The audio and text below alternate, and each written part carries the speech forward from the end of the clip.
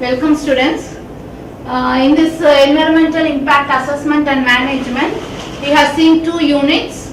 And first unit we saw what are the concept, what is the that is the EIA, what is the impact statement, how to write the draft copy, everything we saw, and also we saw what are the different stages of EIA.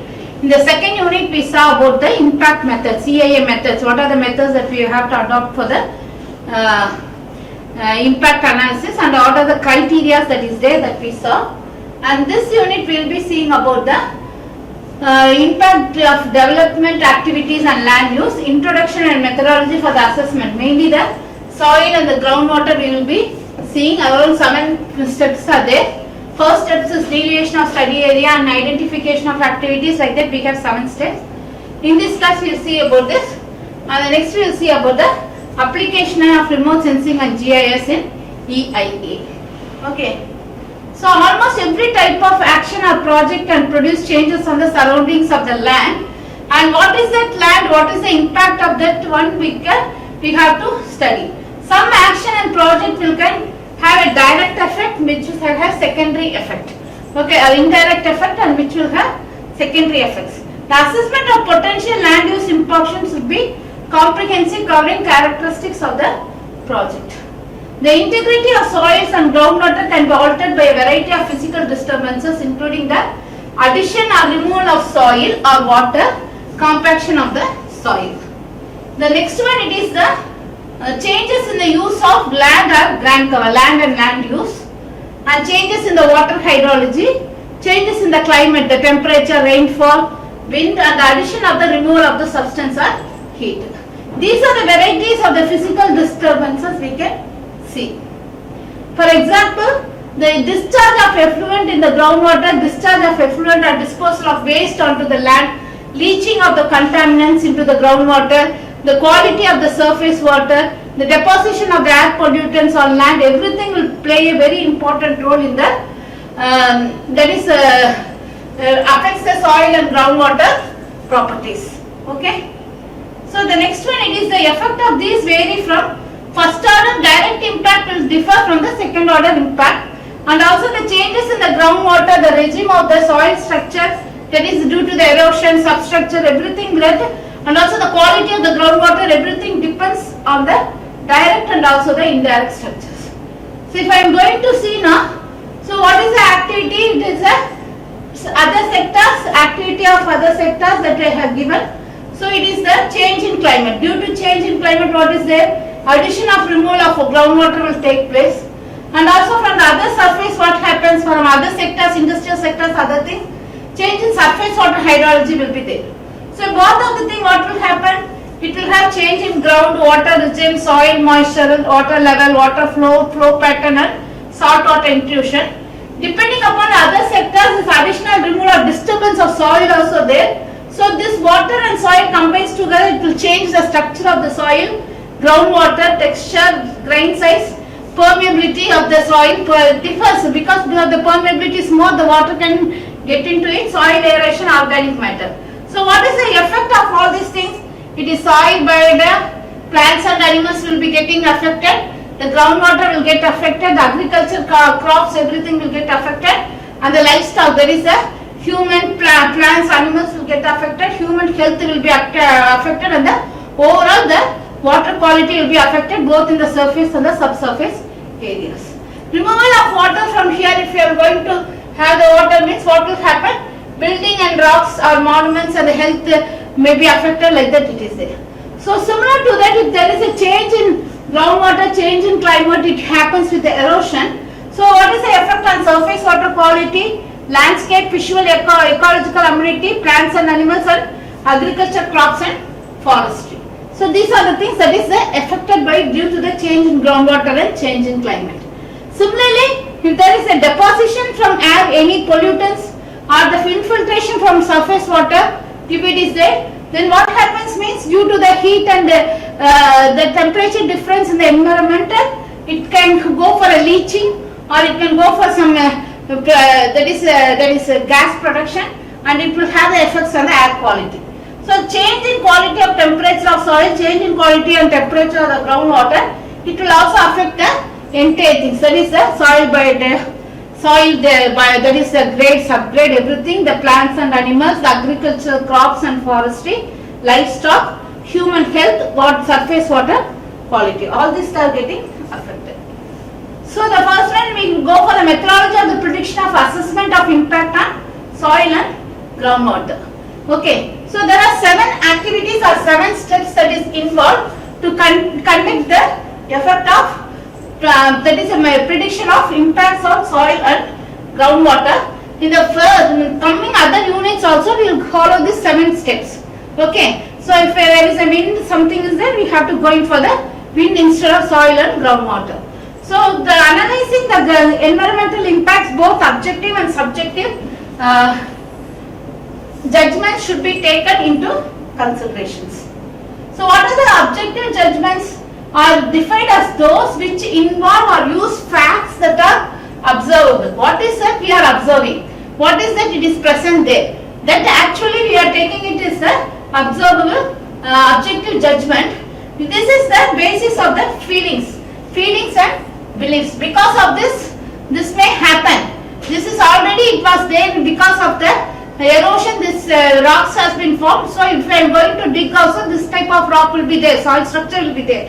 Like that, and also how the people feels like that if I am going to take. This is based on the fact, but here it is based on the personal reflections, feelings and the prejudice. That is, this will be there. This may happen.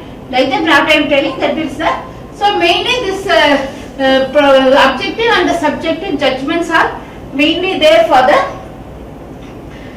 considerations for analyzing the environmental impact of soil and the groundwater. So what are the 7 steps? The first step is delineation of study area. The second step is identification of activities of the project which will have different types of impact on soil and or groundwater quantity. The third one, preparation of description of existing soil and or groundwater resource condition. The fourth one, procurement of relevant soil or groundwater quantity and quality standards. The third one, impact prediction. So then the sixth one, it is assessment. Seventh one, it is the mitigation measures. These are the systematic approach for the study of impact of soil and groundwater. The first one we will take, that is the step number 1, delineation of the study area. So the delineation means the boundary. This area like that, okay. Study area of impact assessment will be specific based on the presence of the potential impact. How much area, how much soil area, how much groundwater will be affected, that is we will be taking the specified area. The study area should reflect the full reach of the possible effects within the particular impact discipline that is being considered. The proposed or future land use map along with committed land use policies, zoning, development. This is the main thing, okay. So the proposed or future land use map along with committed land use policies. Already what are the land use policies given by that either a corporation or a panchayat or a mandal, what they have given. What is the zoning, okay. It is given which zone it is coming. What is the development project that has to be included, everything that has to be taken in this delineation, and also in the clearly distinguish between developed and undeveloped land. We can easily differentiate which is the industry land, which is the agricultural land, which is the residential land, like that it will be taken. So then based on this developed and undeveloped land, you will be differentiating into residential, commercial and industrial, institutional and parks or recreation, and non-urban mixed. That is urban and the rural mixed one. And here also we can tell which is a developed one, which is developed or undeveloped, which is a property that belongs to a, private properties, which is government properties, everything that we can take it. Okay. So the map, what is that map? Actually we will go in for a map to have furthermore information. What are that map? To separate what are the commercial and industrial. Industrial means the place where the industries are there, which they produce some materials, that is they produce the some products. But the commercial is that like that of a shop which they sell the products, we call it as a commercial. And activity centers. Activity centers may be a malls or a religious centers, or what are the public vacant land is there will be all will be told by the map. And also the categories to be used will depend largely on the type of the project or action being evaluated, the characteristics of the local land area and the geographic extent of the affected study area. So the second one, it is the delineation of the study area we have taken. Mainly it is based on the map, and it is a residential or industrial or commercial or educational or park or recreation area. It is a non-urban or rural area that we will take. The second one, it is identification of activities of the project which will have different types of impact on soil or groundwater quality or quantity. So that will, so the first one we will see about the land forms. Direct land use impacts on the land. Okay. So unique or important physical features that have special importance as recreational, educational or scientific intersects may present in the project area. Okay. The second one, there will be some unique locally, some unique areas may be there, or unique in larger area. Example, rock outcrops. What is rock outcrops? If I am going to have this, so if the rock is going to fall above the surface of the earth, we call it as outcrops. And river gorges. River gorges means it is mainly in the rivers. This type of rock formations will be there. And sandy beaches, lagoons. These features will influence the local climate as a large one. The second one, it is the soil profile. The first one, it is the land forms. The second one, it is the impact. That is the direct land use impact. How much it is direct land use, how much it is impacted in the particular land. The second one, it is a soil profile. Soil profile mainly deals with the physical and also the chemical use of the nature of the soil and the prevailing climate. Okay, so how much is the physical and chemical nature of the soil is there, and what is the prevailing climate, and what is the direct impact on the land. Everything, there is a capability for agriculture or other purpose, everything that is there in the profile. Erosion is the principal process which may alter the soil profile, because all of you know that because of erosion the particles were taken and it is deposited in some other places. So because of erosion the principal process, principal soil property will change, and because of the which particle is eroded, which is deposited there, which is the rock is there, everything, and the profile will also be changed because it is a fold or it is a hard rock, and it has direct effect on existing or potential land. Use and indirect effect through siltation. That is the first one. What is the it has a direct effect is through potential land use, and the indirect effect is through siltation. Siltation is nothing but the erosion of the small particles, and it is deposited somewhere on the water quality, fishing, land use downstream. The third one, it is what is the impact on land is by soil composition. By soil composition, the chemical and mineral composition of the soil influences the engineering and the agriculture capability. All of you know which type of rock, the minerals that you are using for the construction process. Okay, it is a granite or marbles or slate. The other materials that we most of the materials we won't be limestone and we are using only for the not for the actual construction. We can use it for the plastering or some other purpose that we have to know. So this soil composition mainly affect the engineering and agriculture capabilities, and also the change in soil composition can occur either by subtraction, that is acid or alkali leaching by addition example of another ion. Right? If acid or alkali, if acid is there, we can go for alkali reactions. Alkali is there, we can go for acid reaction by which it can be bring to the normal. That is cation exchange, extraction or the nitrogen fixation. These two can be done by which the soil composition effect impact on the land can be reduced. The fourth one is the slope stability. So slope instability are similar to those for erosions. Mainly because of the erosion that this happens, the stables are due to the strong wind or something, the stables rocks are also withered and it is eroded to some other place. So this rock slopes are inherently stable, right? The next one, it is a seismicity. Seismicity is nothing but the movement of the plates and the earthquake that occurs, that is we call it as a tectonic plates. So one plate it will move with another, either it will be towards or it will be away. So due to this seismicity process, the stress, vibration due to explosion, deep well injection operations, everything are taking place, which will affect the stress strain equilibrium of fault planes. The renewed or increased activity can have major environmental effect on the project site. So the sixth one, it is a subsidence and compaction. So what happens means, when it is occurs naturally, the compaction occurs naturally, the gradual and also impossible process, the process can be accelerated however by underground excavation, vibration or loading. So this can be, if there is not proper excavation, is there not proper permeability, porosity is not there, then we can go in for like this. The major effect is on land capability, but drainage, groundwater behavior and landscape could also be affected.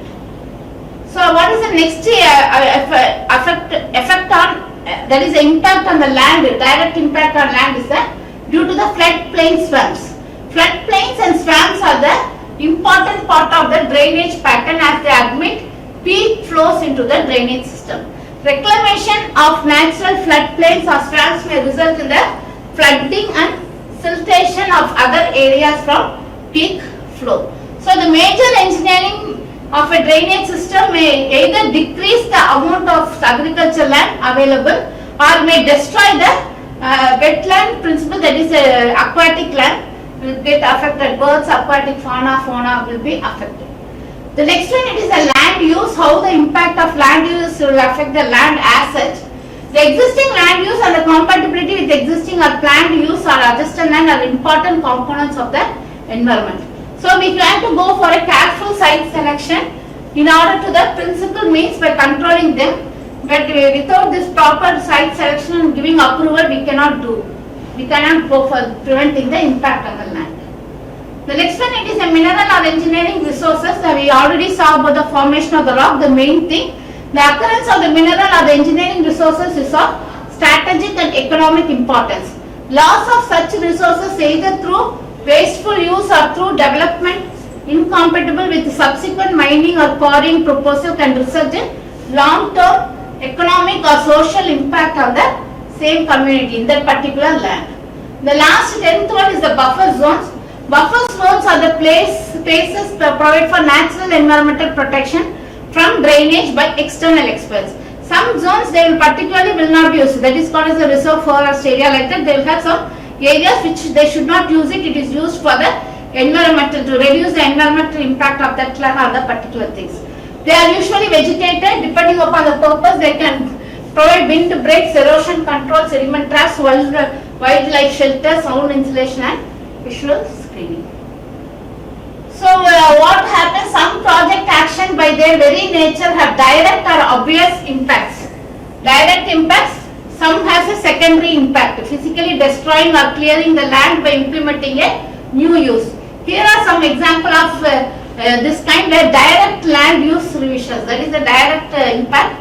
A highway project with a 300 right of way width converts whatever the existing land, use it to a transportation land use within that right way. Okay, so if I am going to have a highway between one city to another city, so I am going to have this, right? So instead, straight away it is directly impacting the land as such. It is an agricultural land, it may be an animal or a fauna or whatever it may be. The land use is right away it is affected. The second one, it is the dam constructed across a reservoir. Okay, to create a reservoir, the water supply and recreational use directly converts the land to the recreational use. The third one, it is a regional park. Constructed on land previously used as a pasture, there is a agricultural land or this is green land that is converted into a regional park, changes the number of acres into a different use. And the next one, it is the city or block of low housing unit structures that are constructed and is transformed to a shopping mall or a very heavy construction. It is directly having a impact on the land use. So the first one, it is the lineation. We will see on the lineation, we will see one example, that is on the road construction project. So the impact and setting of the road construction project, soil is an important component whenever we go in for a road construction. It is a natural environment and it is a primary medium for many biological and human activities including agriculture soil. Its protection in relation to road development deserves considerable attention because we have to go in for such a way that so many of this agricultural land will not get affected.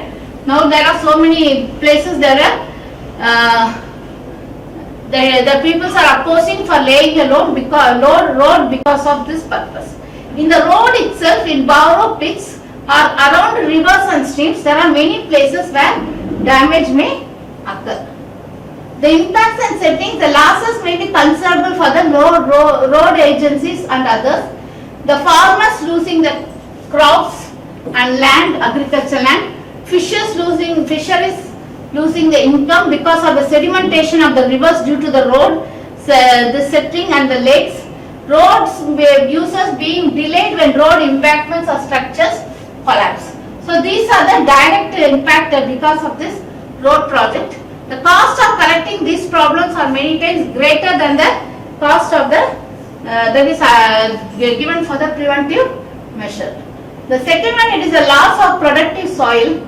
So the productive soil is due to agriculture, soil, everything is all covered with the roads. Now productive soil will be very less. The best sites for road development also tend to be the ideal for the agriculture. So the first and foremost that is affected due to this soil is the agriculture. Okay, so this is what. And also soil productivity can also be reduced significantly as a result of compaction with heavy machineries during the construction of roads. So in the road construction we use very heavy machineries for compaction, for laying the roads and laying the bitumens, everything, that everything will affect the entire land. The next one, it is the erosion. So it is modified by the construction of the road. It marks the start of a race between the appearance of erosion and the growth of vegetation. Actually, if there is a road, means in the side they will have some vegetation constructed in order to prevent the erosion. But if it is that is the path of erosion, all the things that will be completely changes. So the disturbance during construction can upset the delicate balance between stabilizing factors such as vegetations and also such as running water. Okay, so this road construction will affect the vegetation as well as affects the destabilize the running water. In some cases, erosion might result in cumulative impacts far beyond the road itself, affecting slopes, streams and rivers. So and dams at some distance from the initial impact. So the destabilization of the slopes, if you are going for the stable rocks, if it is getting disturbed, it go for an instability, that is called as a destabilization. Slope stability can be upset by the creation of road cuts and embankments. Excessive steepness of cut slopes, deficiency of drainage, modification of water flows, right? Extensive steepness of cut slopes, you can see here. The cut slopes, it has extensive steepness, and also the deficiency of drainage. So not proper drainage at the side of the roads. Modification of water flows and excessive slope loading can result in the landslide. Either we are having this step like this now, we have a extensive steep cut like this, what happens? This will flow like this. And also if I am going to this slope with that is filling with the spoiled material, that is it is not an actual rock material but I am going to reclaim the soil materials, then it will be affected, the entire things will come down. Erosion caused by poor slope drainage. So this is so erosion will take place. These are the destabilization of the slopes.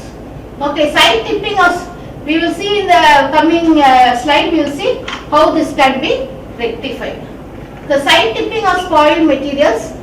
The spoiled materials from road cuttings can kill vegetation and add to erosion and stability problems. Large amount of spoil can be generated during the construction in mountainous terrains, because mountains we have to go very proper about the slopes and other things. If you are not going to be proper, then there will be a spoil of the large amount of materials like that of a steep cut and other things which will have a side tipping which will fail due to the landslide. Sometimes it is difficult to discern the balance between the cut and fill volumes. So actually for some places now in the road this what is called the cross section of the road. So in some places we have to cut the road, cut this material now, okay, and we will be refilling it, okay. So we will refill it and we will cut it. Here for agriculture we have seen about the roads. Okay. So some parts here it has to be cut here and the next part it has to be refilled, okay. This part will be cut here and this part will be refilled here. So it is a filling of the road, this is a cutting. So it can have a slope. So the cutting and refilling has to be proper. The next one, water flow diversion. Diversion of natural surface water flows is often inevitable in road project. Diversion results in water flowing where it is normally would flow. The next one, vegetation alone may not be enough. That is road construction projects. What is the engineering measures? Till now we saw what are the impact of the road construction on a soil, right? Now we are seeing what is the measures that we can take to minimize this, okay? So vegetation alone cannot be sideways. You can have so much of vegetation, but that alone will not prevent the erosion. But we should also go for the slope retaining techniques, okay? Some slow retaining walls and other things we have to go. And slopes are unstable because they are too high or too steep.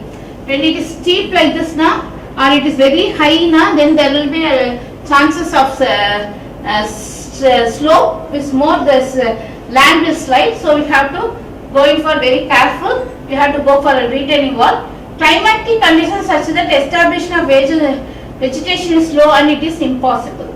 And there is a risk of internal erosion or localized rupture because of drainage difficulty. As we saw in the previous diagram, this is the because of this erosion it is there because of the poor slope drainage. This will has to be taken care.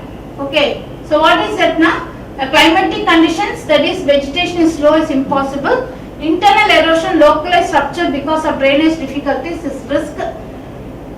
Then we have to that is for this drainage process. What we can do is that, in order to not only the vegetation, we can go in for this gravel with the bituminous material, or we can have very big rocks in between. We can have this one so that it will have a stable structure. So very deep means we can go in for a stable. If it is also we can go in for a grouting process by which it can be stabilized. Okay, the rock can be filled and it can be stabilized. So next method, it is the intercepting ditches at the tops and bottoms of the slope. Gutters and spillways are used to control the flow of water down a slope. So if it is a road is there now, sideways that will have a gutters and the spillway so that the water can be diverted and it can go in that way, not affecting the road project. Terrace or stepped slopes can reduce the steepness of the slope. So if instead of having the slope like this steep, we will have the slope like this. So what happens? So it will become a gentle slope. So a berm or a beam, that is the level section between slope faces, should be maintained. And the next thing it is that, as I told you, that retaining structures will be mostly constructed, such as gabions, rectangular wire baskets of rocks, grips, that is wooden slope. All the things can be added. Retaining bars are nothing but retain the actual structures in order to fall down or to prevent the rocks from flowing down from an erosion. Everything will go in for this retaining structures. Reinforced earth embankment walls built up as the earth fill is placed with the anchors compacted into the fill material. This is the most extensive, but it is the most nowadays it is the most applied one. That is the shotcreting and the geotextiles. Geotextiles is laid as a layer in order to prevent this, and this is the shotcreting work that we have done. Okay, we will put a hole and the weak layer. We will be having a cement with the slurry that is filled with the pores in a very high force, and it will be closed. Okay, so these are the. Thank you for listening to the class, and we will continue the next class. Okay, so have